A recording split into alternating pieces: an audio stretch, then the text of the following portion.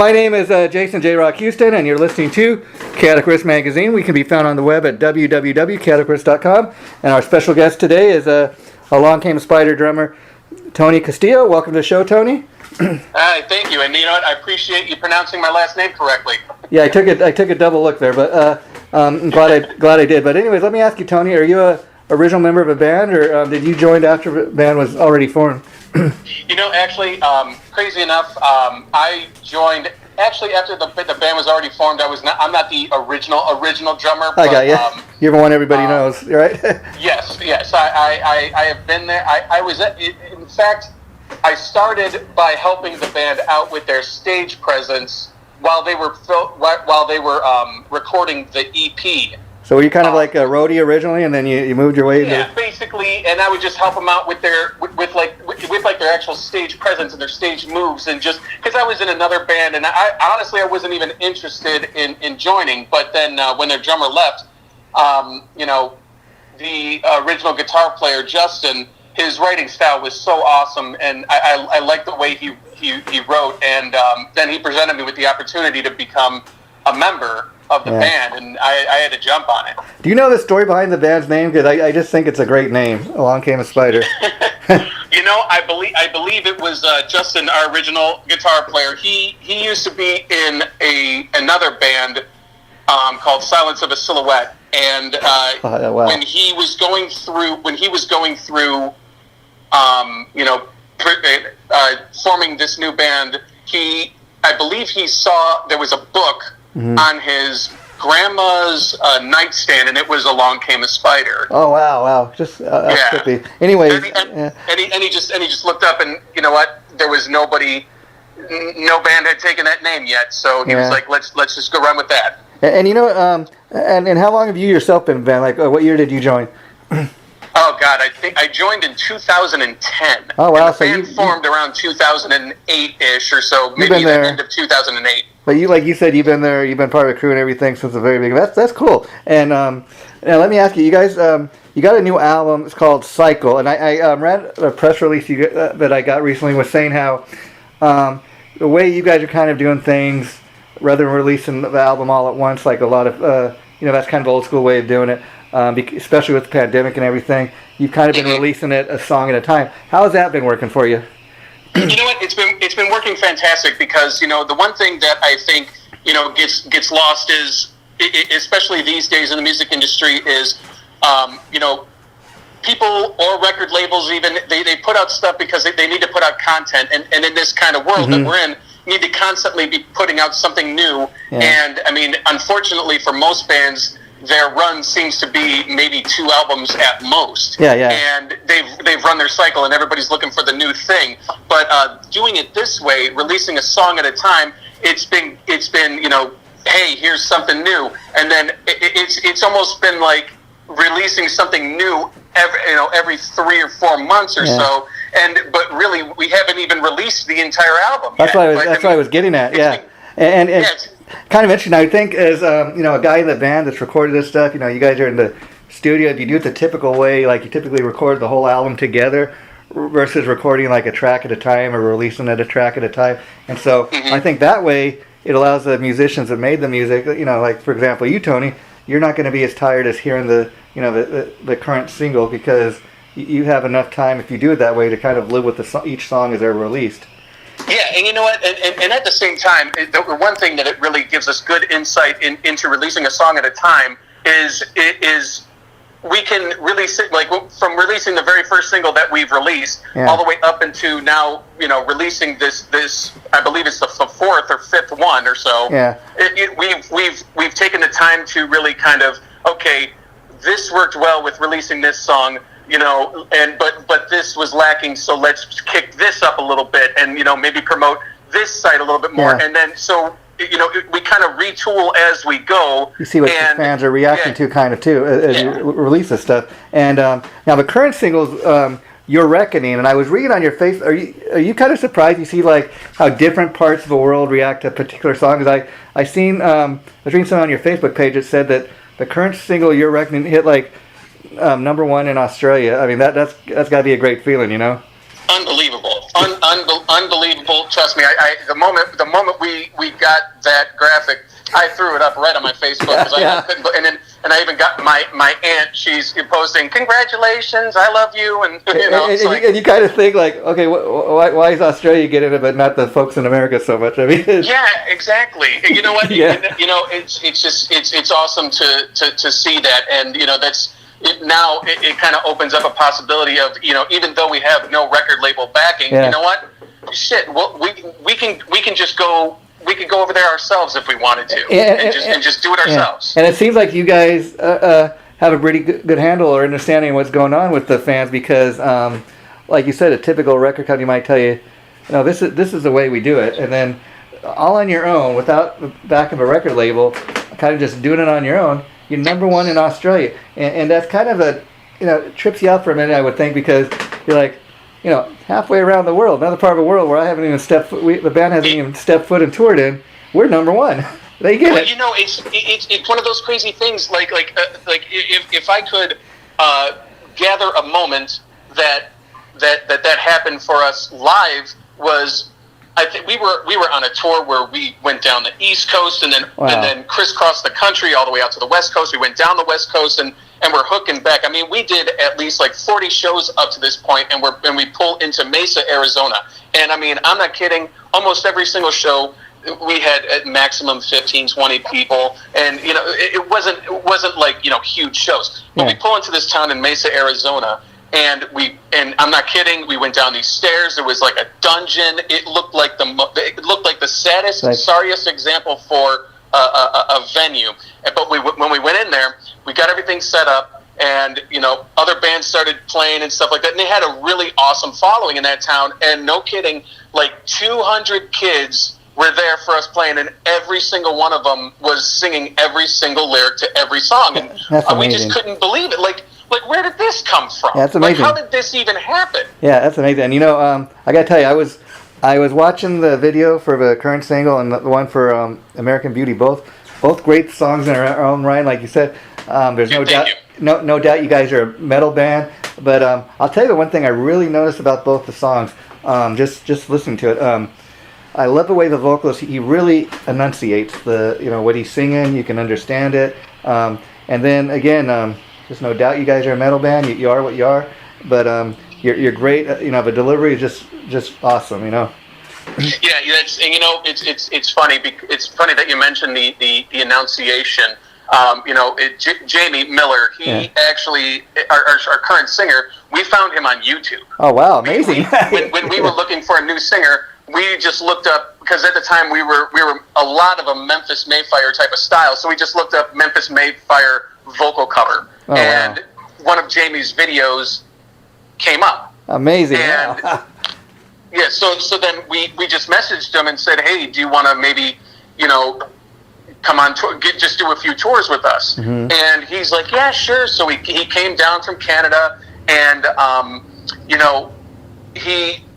because he had that presence already online of singing, because his vocal covers he did a very wide range of vocal covers. He really did have that like proper enunciation, and because he worked with many different vocal styles. Oh yeah, you can kind of tell that. I mean, like I never heard such clear vocals. And then the other thing is you guys are definitely a metal band, but I call it almost kind of metal with melody, because the songs just, especially like I really dug the current single, Your Reckoning, and then I really love the video for American Beauty.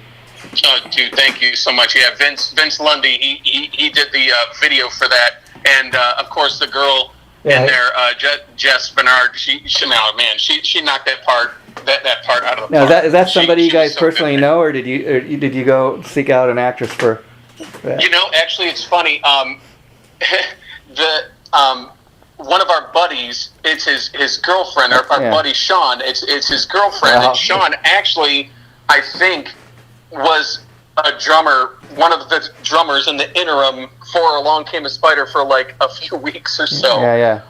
But it was his girlfriend Jess, and it's funny story. He called me up and he's like, hey, Jess is coming to the video shoot today, and I'm like, yeah. I said, I hope she's not too nervous, and he said, "Hey, do you mind if I tag along?" I'm like, "Absolutely, absolutely, yeah, please." It's like he's such a good drummer. He's better than me, honestly.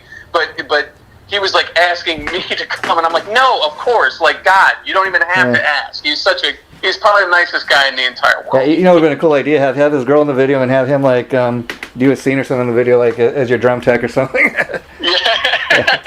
Yeah, it was funny, and it's funny. There is a scene in there, and it's we were talking about re-releasing the video of American Beauty, but doing like the old VH1 pop-up video type of deal. Oh wow, that would be cool. I mean, that's really old school. It's funny because talking about music videos and that I've been seeing a ton of stuff like on Facebook recently where it's something like 38 years of MTV, but they only played 14 years of music video actually. Yeah, of course. And that's pretty sad. And honestly, I think it was. It's funny because MTV was the first day of broadcast. I believe was August 1st, 1981, and I was born August 6th, 1981. Oh wow, amazing! Yeah. So, I've been there from this. I've been there from the start. We were talking about and what sparked us with the idea of trying to doing the pop-up video is we have to, and I think it was Jess actually caught one scene. It was a scene by the bar where me and Luke are about to take the shot, and if you see, I think it's over my shoulder. Jamie's supposed to be in the basement tied up and stuff like that. He's at one of the seats or a booth over my shoulder. Wow, amazing. But and the videos look real professional. And, back in the day, I mean, 1980s and especially early 80s when MTV was launched, I mean, a lot of the bands, that's what they started doing. I mean, the first thing you do is, you come out with your rockin' tune, then a power ballad and all that. And it was great back in the day, but they kind of, they ruined it, I think. But in a lot of ways, bands are still doing it like you guys. You don't need MTV. You can put it on YouTube. You can put it on your Facebook page. And you can end up with the number one song in Australia. I mean, yeah, for real. I was actually thinking about that the other day because recently I just, for some reason, been listening to like a lot of 80s rock and 80s hair metal, and I was sitting there thinking like, God, back in the day, how hard it was, how even just to get your video played on there. Bands. Yeah, I mean, a lot of times, just to get the song on the radio, the managers and that would have to pay the DJ money or the radio station money just to play it on air. Exactly. I mean, there's a nice little documentary about it's a little mini documentary. It's like 6 minutes long of Guns N' Roses and how Appetite for Destruction was almost shut down and it almost like they had only sold like 200,000 copies and it was like 7 months after the release. And they were going to shut it all down, but then they tried to just get it on MTV, but I think they played it once, and it was like 4 a.m. in New York on a Sunday, and it was like noon or midnight in California. But it created such a stir that all these calls simultaneously came into MTV, and it lit their circuit board on fire and almost burned down MTV. Yeah, and it's funny because that's the way it was, back then. Just and if you're lucky, if you're a metal band, you might get played, on Headbangers Ball, but your video wouldn't play till like 2 or 3 o'clock in the morning. Exactly. Yeah, and you know what? It's funny. I friends of mine. I used to help out this band back in the day called Beneath the Sky, and they used to have this song 7861, and I crazy enough. Because at that time, it was like almost impossible to get a metal band on MTV. And they wound up getting 7861, I think, played like once or twice on MTV. And that was like the biggest thing that we could ever imagine, was holy crap, we actually got you guys on MTV. So let me ask you, Tony. I always love to ask people, like in your case, you're a drummer. So what made you pick the drums as your instrument? Honestly, it's funny. I put out a picture on my Facebook page. There's a picture of me at at my second birthday, and I think my mom bought me this little toy drum, and inside the drum there were drumsticks. I think there was a tambourine and some maracas, and the tambourine and maracas, I just threw those away. But like I would just sit there and beat on this drum, and like and eventually, like a few years later, Appetite for Destruction came out, and it was about 87-ish around that time, and I mean, once I heard Welcome to the Jungle and Paradise City, I'm like, God, these are so good, and all I wanted to do was play drums. And so it was really my mom giving me that drum, and I was just beating it around, but then like when Appetite for Destruction came out and I heard that, I'm like, this is exactly what I want to do. So I got to ask you, you mentioned Guns N' Roses a couple times, so they're an obvious influence, and Appetite, but I got to ask, drum-wise, Steven Adler versus Matt Sorum, who do you favor? Oh my God! That you put me on the spot on that one. Yeah, it's a hard one, huh? Matt Sorum is so good. I mean, he's played for the Cult. Oh yeah. Oh my God! And he's in that respect, honestly, I'm gonna have to go with Matt Sorum. Yeah, I kind of agree. I lean a little towards Matt Sorum only because I think first of all, Steven Adler, you got Appetite, that and who doesn't love that? But that's kind of that's all we really have to go on, and then. I think the drugs affected his playing, but Matt Sorum, like you said, he's played with a lot of great players, and not just the Cult and GNR, but Velvet Revolver. He's a real heavy drummer. Yeah, absolutely. And it's those musicians that get hired. It's those hired guns that are usually There's a reason they get hired. The best players. Yeah. It's like it's like not only can you play for this person, you can get hired to go on tour with that guy. Like the drop of a dime. Yeah. It's like that guy's the best player out there. Yeah. I mean, it's like if you're Steven Adler, I played with Guns N' Roses. I played on I'm the guy who played on Appetite. Yeah, that's good. What else have you done? I mean, big accolades, man. It's not like you said. It's not a bad resume, but yeah. Matt, he's got the longevity. Yeah. That's definite. Now, who are some of the other drummers that influenced you?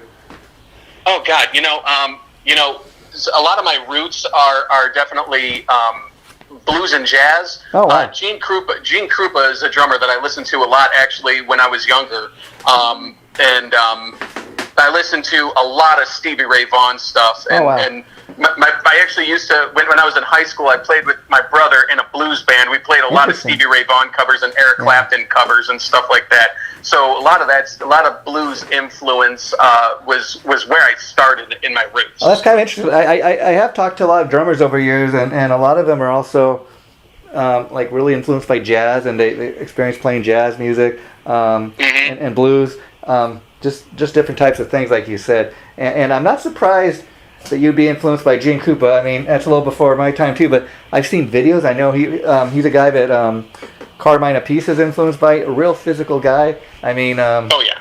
And I was watching the way you play in the video, and you really look like you're a physical player.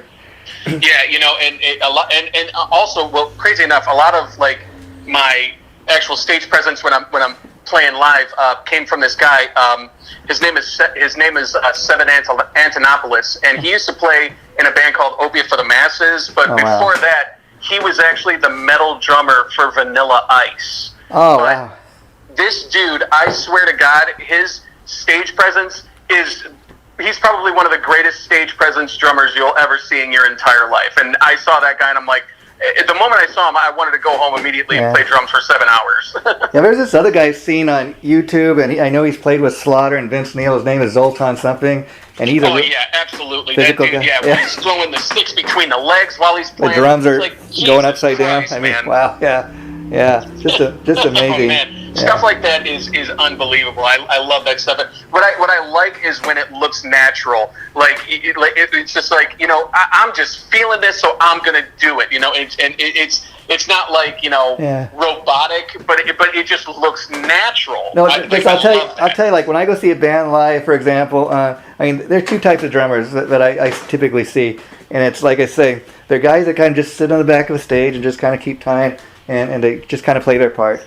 And there's guys kind of like when I see you doing the video and Carmine a piece, and guys like even Gene Koopa we mentioned, real physical players that really bang the drums, they're really getting their aggression out, and you can't help but pay attention to what they're doing. I mean, I interviewed Carmine a piece, and he's telling me, because no matter what band he's in, if he's playing with Vanilla Fudge or Rod Stewart or whoever, Ted Nugent, Ozzy Osbourne, you can't help but pay attention to what that guy's doing on the drums. And he told me, he says, my whole thing with the drums has always been, I want people to look at me. I might be in the back of stage, but I'm playing like I'm in the front of a stage, Yeah, absolutely. And and that's actually something that when I first started talking with the guys on Along Came a Spider was because they were a great band even before I was in the band. Every single member was fantastic. But the one thing that I stressed to them 1,000% was the fact that people will buy your albums for the music, but they're going to come and see you live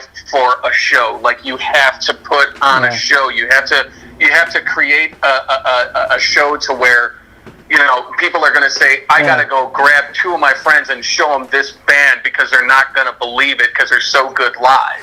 Yeah, it's kind of like I'd rather go see Alice Cooper or Kiss as opposed to 4 or 5 guys up on stage playing in their jeans and t-shirts. It's just oh my God. so much different. It's so crazy because it's funny that you say that because the one year I saw Motley Crue open up for Kiss, and Motley Crue blew Kiss off of the stage. Wow. But then the very next year, Motley Crue was headlining and Alice Cooper was opening. Yeah. Alice Cooper just completely wiped the floor with Motley Crue. I could have left after Alice Cooper and felt, you know what, I got my money's I can't tell you how worth. many times I've seen Alice Cooper, and he never disappoints. And that's a perfect example. And when you really break down what Alice does, you got to even really be amazed when you consider the fact the guy is I think he's close to 70 years old or something. He's still up there rocking it, giving it all his art. I mean, I think since he gave up the boozing and stuff, I think he's in better health at 70 years old than he was when he was younger.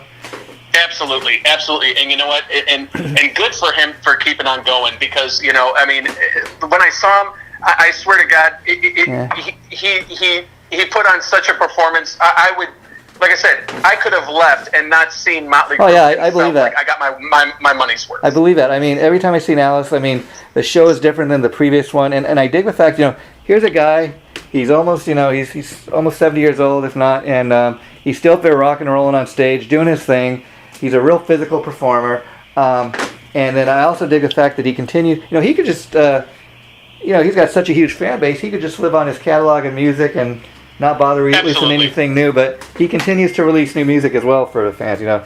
Absolutely, and and one thing that he really has going for him is that like all of the musicians that he takes out with him on the road are always the best. Oh yeah, musicians. I love that guitar player he has, Nita Strauss, the girl guitar player.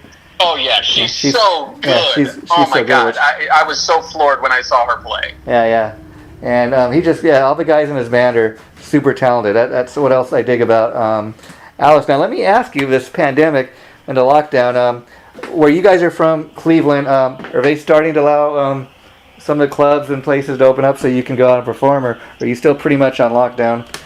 Well, unfortunately for us, we're probably not going to play a show until they open up everything because Jamie lives in Canada, he can't get over the border. Wow, yeah.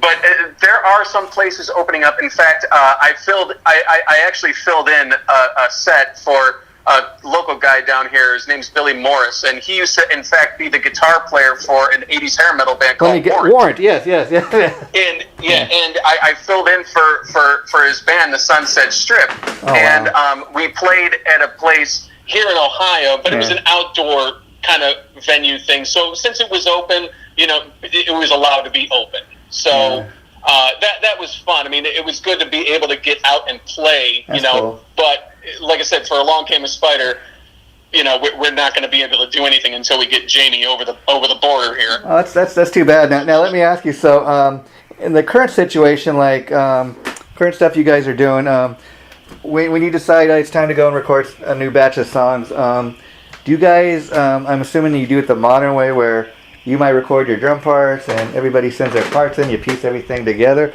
or do you have an actual studio where you guys go and record? Well, crazy thing is, with the technology that we have these days. You can do it, yeah. On my phone. Yeah. I have a little GarageBand thing on my phone, wow. and I can sit there and build drum tracks. Amazing. And just scratch drum tracks, and I'll email them to my guitar player, and he'll start writing guitar parts around it, and then from there, we'll send them to Jamie. He'll put down some scratch vocals on it too. But then once we have probably about like 25, maybe 30 songs or so, we'll take them to Evan McKeever, who's our producer, and we'll sit down with each one and say, okay, we like this song, we like this part from this song, and we'll really try to whittle it down into being a fantastic album. We might add some stuff, we might, like I said, have to take some stuff out. So I mean, that's our whole process that we go through. And well, what's the writing process like? Do you guys all get together, or do you typically say, I got ideas for a song, and you send it to a singer and he comes up with lyrics, or how does that work? Well, like I said, we'll just get down some scratch tracks and stuff like that, and we'll actually go into practice, and we'll practice some of the stuff, and we'll just, because I mean, even though you get it down on scratch, it's like playing it live, there's a different feel, and if we're not feeling something, we'll kind of put it on the back burner, and it has happened where we put stuff on the back burner, and then Evan will just hear the recording of what we put on the back burner, and he'll be like, oh, let's bring that out. I got an idea around that, and we'll build something around that, And that's got to be a kind of a more interesting way of doing it, in the sense too that like if you were to go in the studio like a typical old school way, and okay, we got 10 tracks, we're going to record these 10 tracks, everybody's in the same room doing it together. There's kind of that pressure that, number one, we're on a time limit. We got to get this done by a certain. There's a deadline. And then there's also the pressure. Hey, this is a great track, but it doesn't sound like it fits with the other tracks, where you don't have that pressure. So, you could have a real hardcore metal tune, and then you could do maybe a softer tune. It's not as heavy, and it doesn't even matter if two songs sound alike or not. There's not that much. It's not that pressure there, like it would be if you did it the old school way. Yeah, definitely, and saying that, we actually had a track on our previous album that was kind of more of a softer tune. It was called "The Voice of the Voiceless," and that wound up becoming a big thing for us, because as soon as we released it, we went out on a tour, and crazy enough, we're in Texas. We find this dog on the side of the road. Wow. I mean, this dog was, emaciated. It was so skin and bone. Oh wow! It just had bugs all over it. Oh my God! We had to pick the dog up. Yeah. So and no kidding, we didn't even think about the show. We started calling shelters all around in Texas, and either they wanted a huge sum of money, wow, or they were just going to put down the dog. Then we finally found this place in Waco, Texas, and this guy said that he would take the dog in. Wow. And so he took the dog in, nursed her back to health, and now she lives in Ohio with our bass player, John Kalo. Wow, well, that's a great thing you guys did, because I'll tell you, that's the one thing I get pretty pissed off on people, hurt animals or little children, So. Yeah, dude, we are not all about that at all. I mean, no kidding. We just wanted to kind of tell her story, so we put together this video montage. I mean, literally from the moment that we picked her up on the highway, Kalo had his camera out and was filming her, and because we were actually going to put out a video about animal cruelty. And, this is something that is not cool, and it's something that you guys should still think about too often. You guys should still think about doing something like that, only because. Well, we did. We did, and we had this song "Voice of the Voiceless" because the song fits so well with her, and we put out this video about her whole journey and her whole story, and that wound up catching fire, and I think the video on Facebook had over 1 million views, and we couldn't believe it. I'll tell you, when I get done talking to you, I'm going to go check that out, because I think that's just please do. It's awesome. It's even on our YouTube page. It's called "The Voice of the Voiceless." It's so awesome. It really even if we did nothing else after that, just that one thing was enough to sit there and say, you know what, I feel good about everything I did in that in this band. And I love it because so many times like metal bands get such they don't get noticed for stuff they do like that, and this proves the human side of what you guys do, and and like I said, originally we were talking about just making a video against animal cruelty because I mean you could tell this girl was beaten, she was not fed. It was just a bad situation. And what it makes broke this our hearts. What makes we were almost like I said, we were almost going to skip the show that day. Yeah. But luckily, because this guy said, "I'll take her in. You don't have to worry. Get to your show." And we were able to get to the show that day and play and continue the tour. And he kept on giving us updates every week how she was doing.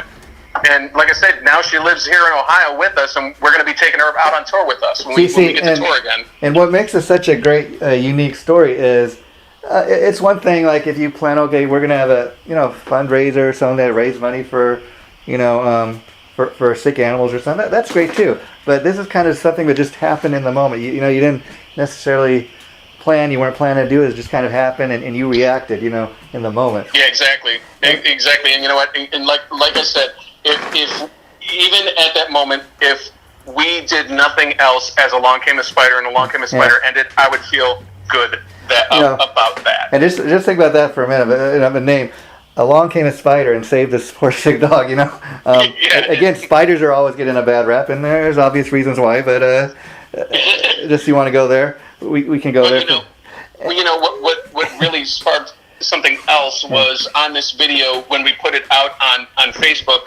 A lot of people, came forward with their stories about rescuing their forever pets that they have now, and the things that they went through. And you really see like there are decent human beings out there. That they care and they want to help out these sick animals, these sick dogs and sick cats. I mean, it's so beyond their stories were unbelievable, and those are true heroes out there that are saving these animals. I mean, it's so beyond the band, at this point. But it's like I was saying, so often metal bands get a bad rap, and I'm glad I got a chance to talk to you, Tony, today. Simple fact that I'm always seeing stuff posted about the band, on Facebook, on different websites, and I've heard the name, but finally find out a little bit more about the band. So that's good. I enjoy that. Absolutely.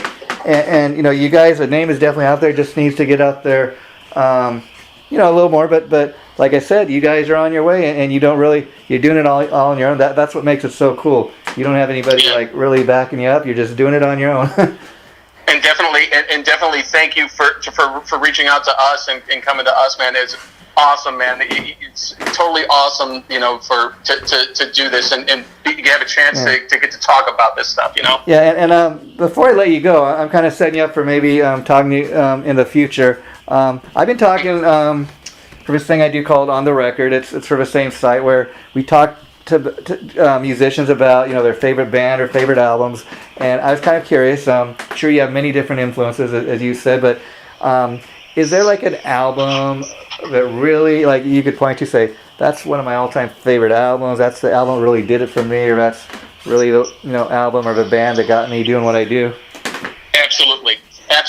There is one album that stands out to me among anything that will always be my all-time favorite album, and I can listen to every single song all the way through and sing every single vocal part all the way through of every song, and that is White Zombie's Last Exorcisco.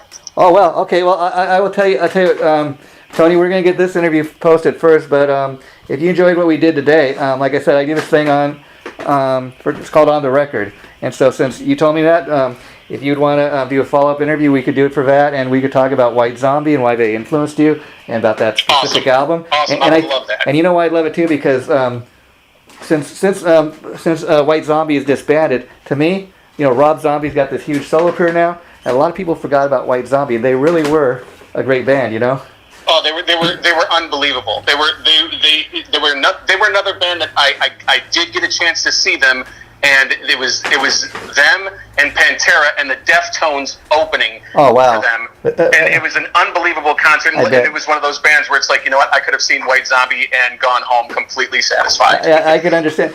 You know, on that note, I was curious because along came a spider. You know, you guys, you got some pretty good music of the stuff I've heard so far. And I was curious, like, what's the weirdest billing you guys were ever on? Like, as far as the bands that you guys have toured with or played shows with, have they been mostly like metal bands, or was there ever a bill you were on? You know, we did a show, a one-off in Indiana with Andrew WK. Oh wow, okay, that's kind of interesting.